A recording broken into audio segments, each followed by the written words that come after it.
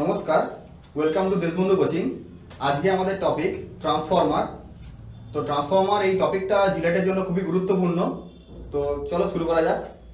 তো আমরা দেখতে পাচ্ছি ট্রান্সফরমার একটা ইলেকট্রিক্যাল মেশিন। অ্যাকচুয়ালি ট্রান্সফরমারকে আমরা মেশিন বলতে পারি না, কারণ ট্রান্সফরমার মেশিন নয়। তার কারণটা হচ্ছে মেশিন হচ্ছে এমন একটা জিনিস যেখানে আমাদের এনার্জির কনভার্সন হয়।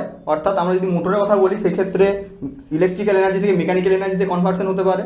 যদি আমরা জেনারেটরের কথা বলি সেক্ষেত্রে মেকানিক্যাল টু ইলেকট্রিক্যাল এনার্জিতে কনভার্সন হয়, কিন্তু ট্রান্সফরমারের মধ্যে কোনো এনার্জি কনভার্সন হয় না। অর্থাৎ সেই জন্য ট্রান্সফরমারকে আমরা মেশিন বলতে পারি না।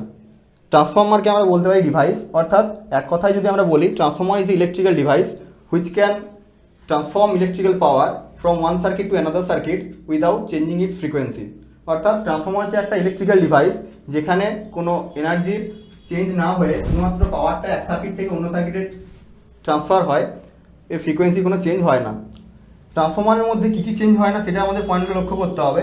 প্রথম হচ্ছে নো চেঞ্জ ইন ফ্রিকোয়েন্সি। 2 নম্বর point, no change in power. ট্রান্সফরমারের মধ্যে পাওয়ারের কোনো চেঞ্জ হয় না, অর্থাৎ প্রাইমারি সার্কিটে যে পাওয়ার থাকে সেকেন্ডারি সার্কিটে পাওয়ার সেম থাকে। 3 number point, no change in flux বা ম্যাগনেটিক ফ্লাক্স। ফ্লাক্সের কোনো চেঞ্জ হয় না। তো ট্রান্সফরমারের মধ্যে এই 3টে পয়েন্ট আমাদেরকে লক্ষ্য করতে হবে।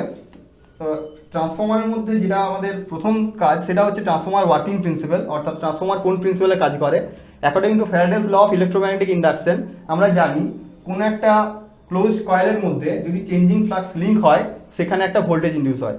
অর্থাৎ ফ্যারাডেজ সেকেন্ড ল যে ম্যাথমেটিক্যাল এক্সপ্রেশন সেখান থেকে আমরা বলতে পারি ই proportionals two D phi DT.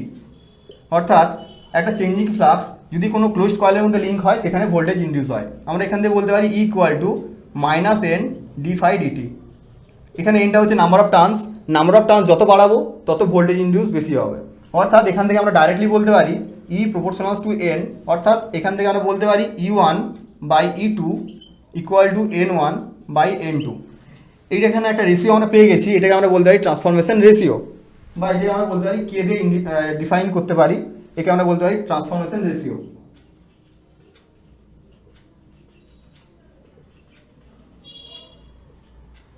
তো ট্রান্সফরমেশন রেশিও এটা হচ্ছে কে। এরপরে আমাদের জানতে হবে যে ট্রান্সফরমারের যে ভোল্টেজ আমরা সাপ্লাই দিচ্ছি রেসপেক্টিভলি সেকেন্ডারিতে ভোল্টেজ আমরা কীভাবে পাচ্ছি।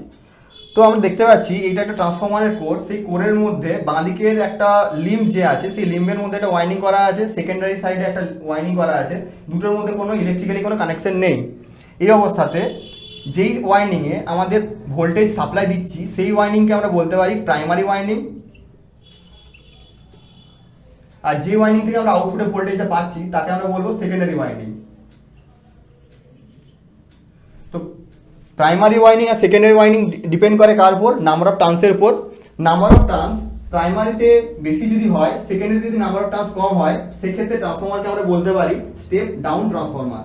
অর্থাৎ এখানে আমরা বলতে পারি step down. Step down transformer কাকে বলে?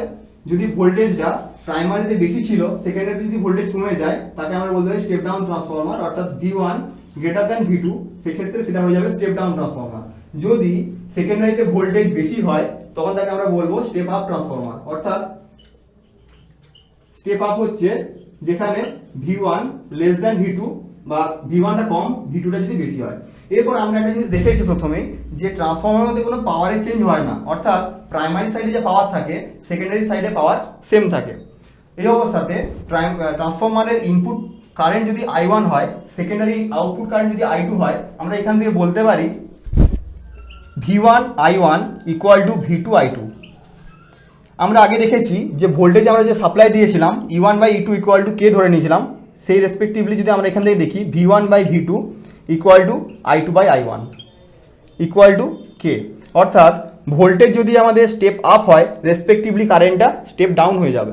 অর্থাৎ আমরা এখান থেকে বলতে পারি কোনো একটা ট্রান্সফরমার যদি স্টেপ ডাউন ট্রান্সফরমার থাকে সেক্ষেত্রে যদি ভোল্টেজ কমে যায় রেসপেক্টিভলি কারেন্ট সেকেন্ডারিতে বেড়ে যাবে। একই রকমভাবে স্টেপ আপ ট্রান্সফরমারের ক্ষেত্রে ভোল্টেজ সেকেন্ডারি যদি বেড়ে যায় রেসপেক্টিভলি কারেন্টটা কমে যাবে। আমরা উদাহরণ নিয়ে দেখতে পারি।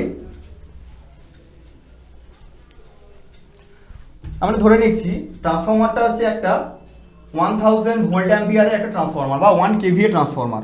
এই অবস্থাতে প্রাইমারি ভোল্টেজ যদি 200 ভোল্ট হয়, ধরে নিচ্ছি primary voltage 200 volt, V1 = 200 volt, secondary voltage যদি আমাদের 500 ভোল্ট হয়, সে রেসপেক্টিভলি আমরা যদি প্রাইমারি কারেন্ট আসছে আমাদের এই পাওয়ার রাখতে গেলে 5 অ্যাম্পিয়ার, তাহলে একই রকমভাবে সেকেন্ডারিতে কারেন্ট নিয়ে আসতে হবে কত, 2 অ্যাম্পিয়ার।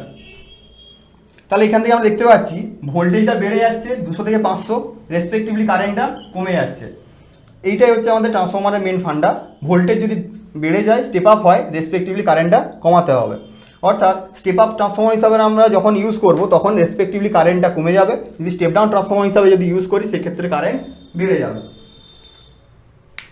তো এই হচ্ছে আমাদের ট্রান্সফরমার বেসিক ওয়ার্কিং প্রিন্সিপাল। আমি আমার অন্য একটা ভিডিওতে ট্রান্সফরমারের যেই টেস্ট কীভাবে হচ্ছে, স্টেপ আপ আর স্টেপ ডাউন কীভাবে হচ্ছে সেটা আমি দেখিয়েছি। ডিসক্রিপশন বক্সে লিঙ্ক আমি দিয়ে দেবো, সেখান থেকে তোমরা দেখে নিতে পারবে। Thank you.